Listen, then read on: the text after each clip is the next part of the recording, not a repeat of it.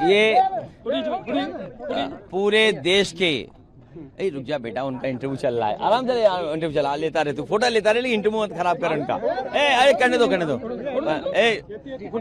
पूरे देश के छात्र नौजवानों की जीत हुई है, इंकलाब का नारा देने वालों की जीत हुई है, हल्ला बोल का नारा देने वालों की जीत हुई है। जिस तरीके से आंसू गैस, लाठी और अपमान के बाद भी मुकाबला करते रहे बहादुरी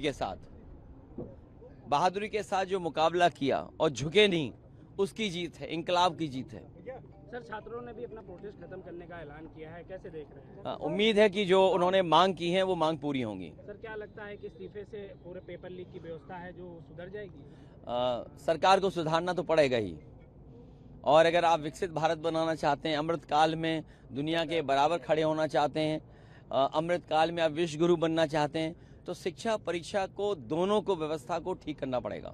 सर, इतनी बड़ी छात्रों की जीत हुई है, उनको क्या संदेश देना चाहते हैं? सर, उनके परिवार, छात्र नौजवानों को बधाई देना चाहते हैं। अक्रॉस द पार्टी लाइन छात्र नौजवान निकले, उन्होंने सरकार को झुकाया। सरकार को पहले दिन ही सुन लेना चाहिए था, इतनी देर क्यों लगी उस सुनने में? सरकार को सुन लेना चाहिए था। सर, जौहर विश्वविद्यालय पे एक्शन होने वो होगी। जो सपना बाबा साहेब भीमराव अंबेडकर का था, जिस सपने को साकार पंडित जवाहरलाल नेहरू ने किया, जिस ध्येय को लेकर के इंदिरा जी चली, उसको इन्होंने ध्वस्त कर दिया। गरीब के लिए शिक्षा छोड़ी नहीं। एक साल, अभी इस साल की रिपोर्ट आई है, 92,000 स्कूल पिछले 10 साल में बंद हो गए।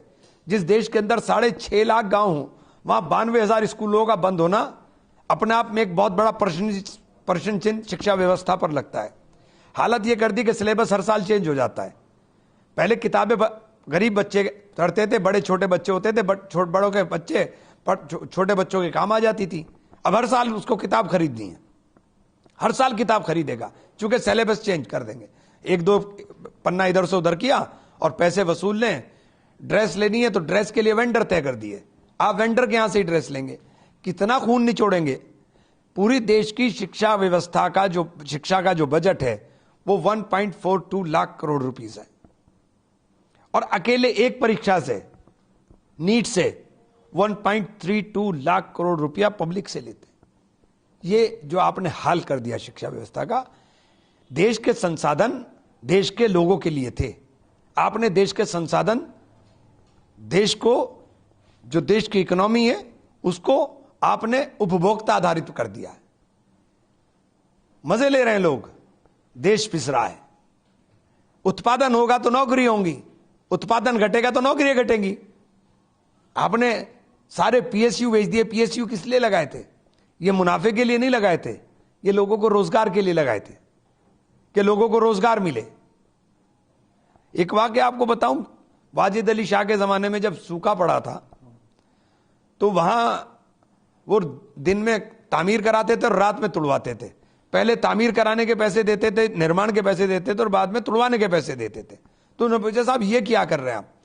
कि रात को तामीर मैं उनसे कराता हूं जो बेइंतहा गरीब और जरूरतमंद है, और तुड़वाता मैं उनसे हूं जो समाज के अंदर अपने आप को बहुत अमीर समझते थे लेकिन हालात भुखमरी के हो गए, तो ये तोड़ने का काम वो करते हैं।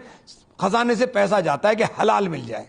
ये सरकारों की नीयत होती है कि सरकार, ये पंडित जवाहरलाल नेहरू ने कल कारखाने लगाए थे तो उन्होंने ये सोच कर नहीं लगाए थे कि हमें इनसे पैसा कमाना है, उन्होंने सोच कर लगाए थे कि ये नो प्रॉफिट नो लॉस पे भी चले लेकिन ये लोगों को रोजगार दें। इन्होंने सब बेच दिया। अभी एक रिपोर्ट भी आई थी कि ओएनजीसी का कई करोड़ रुपए उसने और कई संगठनों को दिया है, जो सारे संगठन है वो आरएसएस के हैं, सब आरएसएस के हैं। लूट मचाई हुई है भाई। मंदिर के ऊपर क्या लूट मचाई है इन्होंने? मंदिर का मुद्दा कोई कम बड़ा मुद्दा है? इनके लिए मुद्दे ही मुद्दे हैं। आंदोलन खत्म नहीं हुआ है। एक आंदोलन अभी थोड़ा सा थमा है।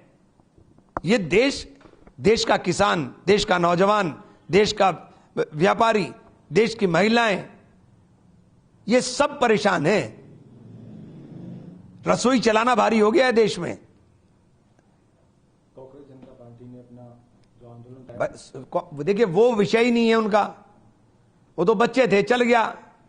ये विषय नहीं है, विषय देश का है। अब ये सब चीजें देश के सामने है, ये आंदोलन खत्म नहीं होगा। वो कह रहे हैं कि जो 3 मांगे थी, क्योंकि राहुल गांधी जी ने भी ये बात कही कि ठीक मैंने तो कल कहा था कि चौथी मांग इसके अंदर सबसे बड़ी शामिल करो ना, कि जो लोगों के ऊपर शिक्षा के नाम के ऊपर कर्ज लिया गया और बोझ पड़ा हुआ है, ईएमआई नहीं दी जा रही, उस सारे कर्जे को माफ कर दो। जब अपने मित्रों के 16 लाख करोड़ रुपया आप माफ कर सकते हो उद्योगपतियों के, तो चेस के छात्रों के क्यों नहीं हो सकते? अच्छा, आपने ये तो बात हुई है, लेकिन अब आंदोलन वापस भी हो गया। जो छात्रों के ऊपर एफआईआर दर्ज है, 15 से 20 एफआईआर हैं, और तमाम वो छात्र हैं, चाहे वो बच्चे की आंख का मामला हो, उसके ऊपर गन कम जो लगी है। देखिए, इन्होंने हम लोग तो लड़ाई लड़ेंगे, हम लोग आंदोलन रखेंगे, हमारा विरोध इनके साथ जारी रहेगा, हमारा विरोध खत्म नहीं हुआ है।